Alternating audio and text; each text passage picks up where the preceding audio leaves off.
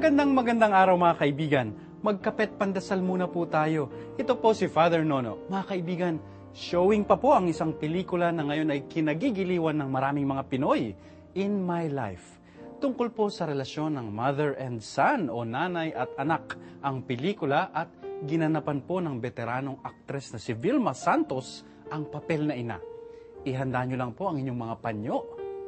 Meron pong linya doon sa pelikula na paborito ng mga nanay dahil totoong-totoo raw ito. Parang ganito po yun. Pag lumalaki kasi ang mga anak, gusto nilang maging independent. Kaya lumalayo, humihiwalay sa mga magulang. Pero ang mga magulang, lalo na raw ang mga ina, hindi nila alam kung kailan natatapos ang kanilang tungkulin, responsibilidad sa mga anak. Hindi raw ito natatapos kahit mag-asawa na ang kanilang mga anak at bumukod pa ang mga ito. Ay, namiss ko po tuloy ang aking ina.